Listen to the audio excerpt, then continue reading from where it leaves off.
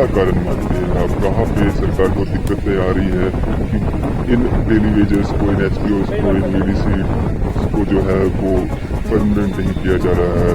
Retired हो रहे हैं किसी आस में कि आज नहीं तो कल जो है पक्के हो जाएगी, लेकिन उम्मीद पे ही अभी तक जिंदा है, आगे लग नहीं रहा है देखकर कि कुछ होने वाला है। देखिए, जैसे कि आपने कहा कि हमारे डेली वेजर अस्थायी कर्मचारी जो हमारे काफी लंबे समय से 20 से 25 साल हो चुका है कि डिपार्टमेंटों के अंदर सबसे बड़ी तादाद में जो हमारे अस्थायी कर्मचारी यही काम करते हैं।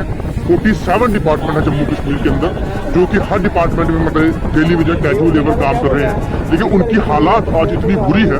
कुछ दिन पहले हमने आरसपुरा में जाके उनके घर में गया हूँ, मैं कहता हूँ मेरे आंखों से आंसू नहीं आए, बाकी दिल इतना रोया है कि मैं अभी तक मतलब कि परेशान हूँ कि एक इरिगेशन डिपार्टमेंट का मुलाजिम जो पानी के लिए लोगों को मतलब कि आगे नहरें खोलता है, लोगों के लिए, किसानों के लिए अपनी पानी की सुविधाएं देता है, उसके पास रहने को छत नहीं, उसके बच्चों के पास कपड़े नहीं, उसके बच्चों के पास पहनने को चप्पल नहीं, और उनके पास प्रॉपर खाने को राशन तक नहीं। राशन जब हम वहां पे लेके गए हैं तो उसके बच्चे वो राशन से लाफाफा देख रहे हैं खोल के, कुछ खाने को हमें शायद न मिल जाए। ये इतना बड़ा था, वो दुख वाला मंजर था कि हमें देख के दुख हुआ कि वाह, क्या हमारी सियासत जम्मू कश्मीर की किस तरीके से उन बेचारों को जो है एक पॉलिटिकल एजेंडे में उनको आड़े लाके अपने वोट लेके अपनी कुर्सियों में बैठते हैं, लेकिन उनका मुस्तकबिल सीधा नहीं करते। जम्मू कश्मीर के अंदर हमारे पे स्थायी कर्मचारी अगर अपनी ऑन ड्यूटी अपनी जान गंवाते हैं, उनका बेचारा अभी तक कोई भी फ्यूचर के लिए कोई भी उनके परिवार को किसी तरीके से उनको नौकरी मिले, जहाँ उनको पैसा मिले, जहाँ उनको फिर से कोई उनके बच्चों को कोई दोबारा से कुछ ऐसा प्रावधान हो जिससे उनके स्कूलों की फीस माफ हो, एजुकेशन सिस्टम अच्छा हो, घर के लिए कुछ 4 कमरे बना दे, ऐसा कुछ भी नहीं है। अगर कोई पक्का मुलाजम, जहाँ की जो परमानेंट मुलाजम है, अगर उनको खोज भी आती है तो हॉस्पिटल का खर्चा पूरा डिपार्टमेंट करता है और उनका पूरा घर तक उनका सिस्टम चलता है। लेकिन अस्थायी कर्मचारी जो छुट्टी के दिन भी काम करते हैं, जो 24-24 घंटे काम करते हैं, उनके लिए ये हालात है आज। और मैं कहता हूं कि प्रशासन हमारा सोया हुआ है, उसको जगाने का जो काम है वो हम कर रहे हैं। जैसा कि आपने बोला, मैं कल परसों डोडा भद्रवाह से आया हूं, वहां पे जो मैंने हालात देखी है हमारे सफाई कर्मचारियों की, दूसरे कैजुअल लेबर की, वो शायद आज से वो स्ट्राइक के लिए उन्होंने ऐलान किया हुआ है। और आने वाले दिनों में हम अमरनाथ यात्रा जो है उसमें कोई विघ्न ना हो उस ड्यूटी के चलते, हमने थोड़ा सा उसको देखते हुए अपनी मुहिम है ये कुछ ठंडी रखी है। जिस दिन वहां से यात्रा खत्म होगी या कम होगी, जम्मू कश्मीर के अंदर रोडों पर तांडव होगा। हमारी तरफ से, हमारी पूरी टीम की तरफ से, गांव-गांव से, बॉर्डर से लोग उठ के मैं रोडों पे लेके आऊंगा। उनकी आर पार की लड़ाई होगी, या तो उनको परमानेंट करो या तो उनको मिनिमम वेजेस एक्ट लागू करो, नहीं तो साफ साफ स्पष्ट लफ्जों में कहो कि आप यहाँ से बाहर। सनी जी, परमानेंट भी एक मुद्दा है और 5-5 साल की उनकी जो वेजेस पेंडिंग पड़ी हुई है, अगर वो भी उनको दे देते उनका फिर भी कुछ न कुछ हो जाता, लेकिन वो भी उनको नहीं दी जा रही। देखिए, वेजेस पेंडिंग का भी बहुत बड़ा इशू है।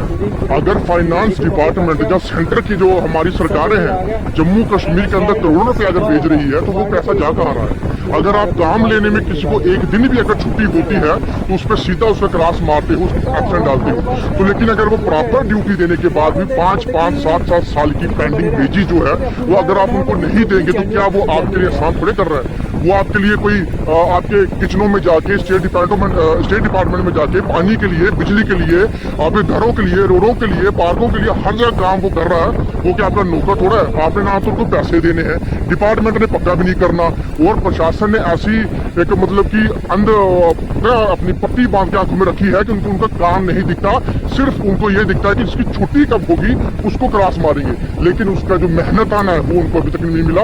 और रही बात सेंटर की सरकारों की, अरे मिनिमम वेजेस एक्ट का आपको तो पता होना चाहिए, वो लागू होता है यूटी के अंदर।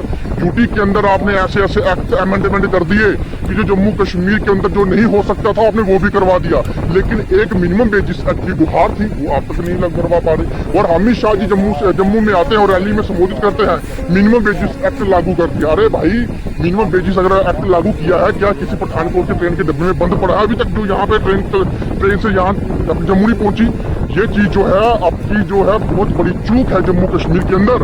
अगर स्थायी कर्मचारियों को अगर आप जल्द से जल्द परमानेंट जहाँ उनकी पेंडिंग वेजेस, जहाँ मिनिमम वेजेस एक्ट लागू नहीं करोगे, तो जम्मू कश्मीर के अंदर ऑल डेली वेजेस की तरफ से, उनकी फैमिली, उनके रिश्तेदारों की तरफ से टोटल बाइकआउट इलेक्शन में।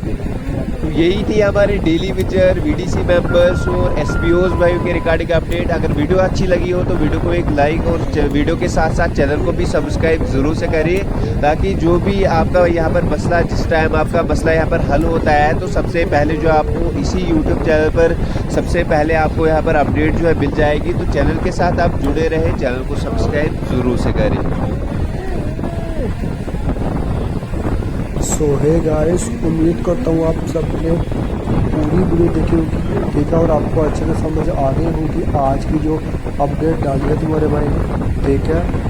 तो गाइस चैनल पे न्यू, चैनल को सब्सक्राइब करके जाइएगा। ऐसे आप फुल वीडियो देखें तो, लेकिन सब्सक्राइब में लाइक कोई भी नहीं करता, ठीक है। ऐसे ही स्पेशल अपडेट के लिए तो गाइस हमारे इस चैनल को जरूर सब्सक्राइब कर लें। हमारे इस चैनल पर बिल्कुल ऑफिशियल जानकारी दी जाती है। और गाइस पास का जो बेल आइकन है उसको भी जरूर प्रेस कर देना, ताकि आप आने वाली हर एक ऑफिशियल अपडेट मिस ना कर सको। जैसे कोई मैं वीडियो डालूँ और आपके पास सबसे पहले नोटिफिकेशन पहुंच जाए। सो गाइस आज की वीडियो फिलहाल इतना ही, तब तक के लिए जय हिंद जय भारत। तो गाइस हम मिलते हैं न्यू वीडियो के साथ, तब तक के लिए ध्यान रखें अपना, हम मिलते हैं न्यू वीडियो के साथ। सो तब तक के लिए जय हिंद जय भारत।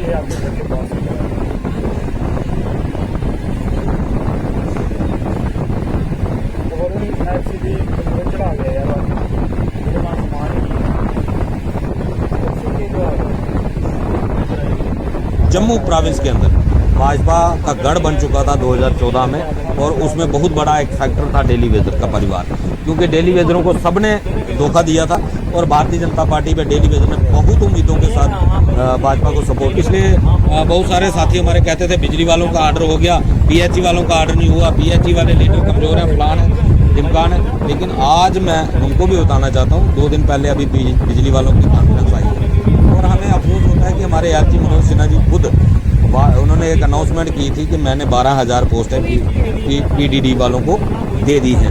रेगुलाइजेशन प्रोसेस मेरे ख्याल में 1.5 साल लगभग हो गया ये अनाउंस किए हुए, आज तक उनका बेचारों का भी कुछ नहीं हुआ। उन्होंने भी 72 घंटे की जो कॉल है वो दे दी है।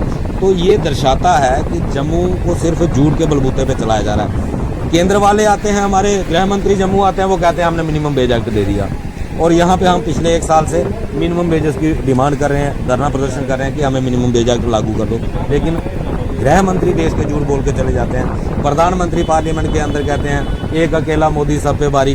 किस तरीके से बारी, ये आज तक समझ नहीं आया, ना ही कोई बताने के लिए तैयार है।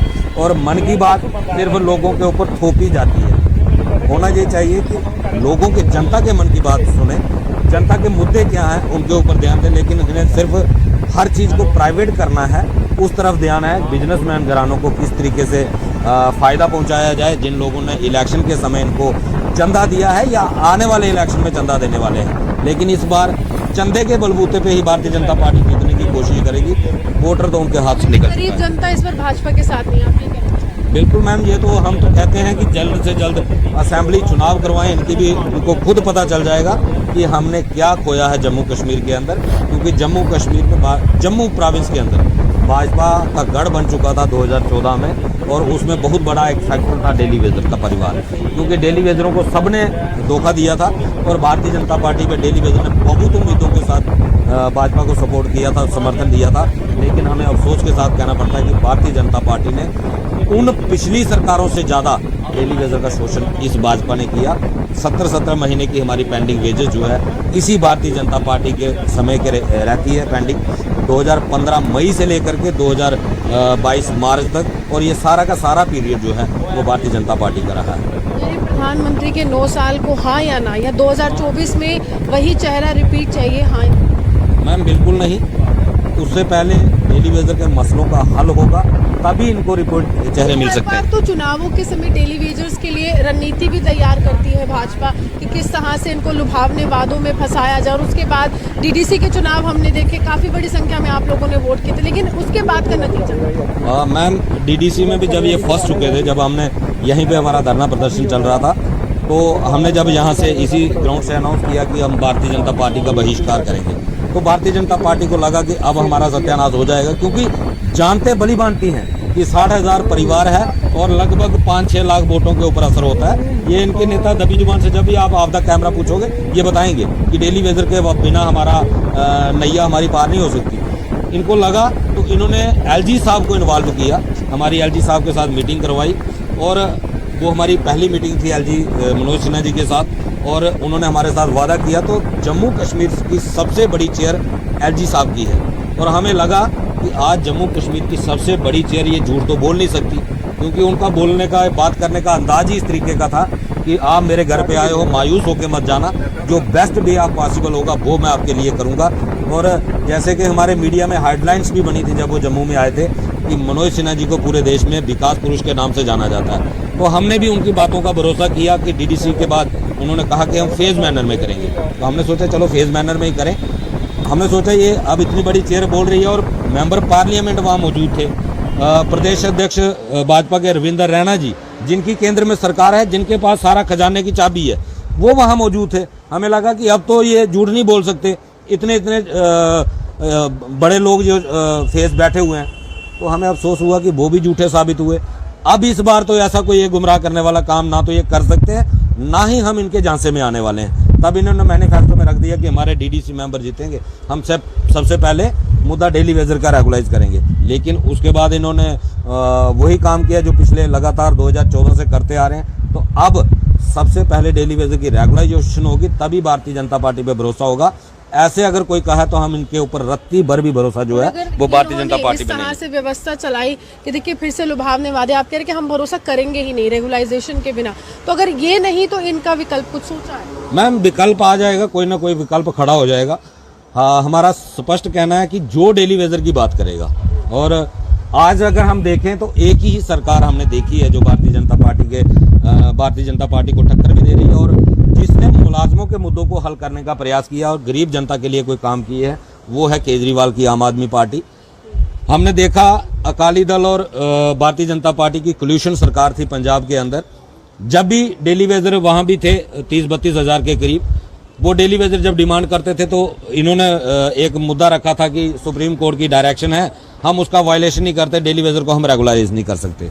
उसके बाद अमरिंदर सिंह की सरकार आई, उन्होंने भी वही मुद्दा रखा जी कोर्ट की डिसीजन की वजह से हम डेली वेजर को परमानेंट नहीं कर सकते। लेकिन जैसे ही शराबी सीएम, जिसको कि भारतीय जनता पार्टी वाले शराबी सीएम की संज्ञा देते हैं, भगवंत मान की सरकार आई, वो सुप्रीम कोर्ट का ऑर्डर कहाँ चला गया? क्यों नहीं उसके हाथ रोके सुप्रीम कोर्ट के ऑर्डर ने?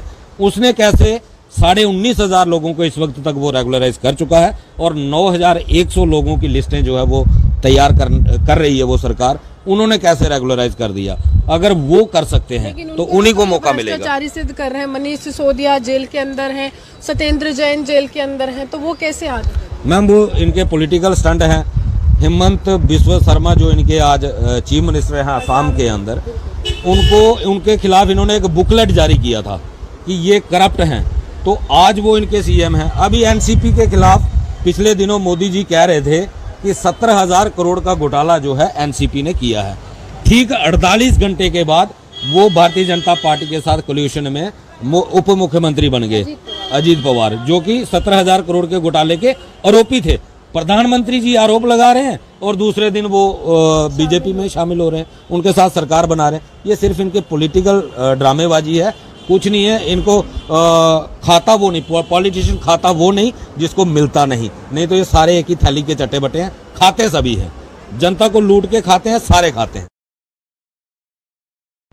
सो है गाइस, उम्मीद करता हूँ आपने फुल अपडेट अच्छे से सुनी होगी। ठीक है, ऐसे ही न्यू अपडेट पाने के लिए गाइस हमारे इस चैनल को जरूर सब्सक्राइब कर लें और पास वाला जो बेल आइकन है उसको भी जरूर प्रेस कर लें, ताकि मैं जब भी कोई ऑफिशियल अपडेट डालूँ सबसे पहले आपके पास नोटिफिकेशन पहुंच जाए। ठीक है, और गाइस इस वीडियो को ज़्यादा से ज़्यादा लाइक शेयर जरूर कीजिएगा, ताकि ये वीडियो हमारे सभी डेली वाजर भाइयों के पास ये वीडियो पहुंच सके। ठीक है, सो गाइस आज की वीडियो फिलहाल इतना ही, और गाइस वीडियो को लाइक शेयर और सब्सक्राइब याद से करके जाइएगा। सो गाइस आज की वीडियो फिलहाल इतना ही, तब तक के लिए जय हिंद जय भारत। वीडियो अच्छी लगी हो तो लाइक शेयर जरूर कीजिएगा। हम मिलते हैं न्यू वीडियो के साथ, तब तक के लिए सो है गाइस तुम्हारा भी हाजिर हो चुका है एक और न्यू फ्रेश अपडेट के साथ। गाइस चैनल पर न्यू चैनल को सब्सक्राइब करके पास वाला जो बेल आइकन है उसे प्रेस कर लेना, उससे ये होगा कि जब मैं कोई न्यू अपलोड करूँगा आपके पास सबसे पहले वीडियो पहुँच जाएगी। ठीक है। और वैसे वीडियो को ज़्यादा से ज़्यादा लाइक शेयर कर देना अपने फ्रेंड्स के पास। जितने भी डेली वेजर भाई हमारे अलग अलग डिपार्टमेंट में काम करते हैं, प्लीज़ उनके पास ये वीडियो शेयर कर देना। इंस्टाग्राम आई डी का जो लिंक आपको वीडियो नीचे देखने को मिल जाएगा, आप जाके सीधा इंस्टाग्राम पे भी फॉलो कर सकते हो। और गाइस वीडियो को ज़्यादा से ज़्यादा लाइक शेयर कर देना। आप वीडियो वॉच कर लेते हैं, आप सब्सक्राइब नहीं करते भाई लोग। तो गाइस वीडियो को लाइक शेयर और सब्सक्राइब करके अपने सभी दोस्तों को शेयर कर देना। सो गाइस आज की वीडियो फिलहाल इतना ही, तब तक के लिए जय हिंद जय भारत। और गाइस हम मिलते हैं एक और न्यू फ्रेश अपडेट के साथ। तब तक के लिए अपना ध्यान रखें, चैनल पर बने रहें, चैनल को लाइक शेयर सब्सक्राइब करते रहें। सो मिलते हैं कोई न्यू फ्रेश अपडेट के साथ।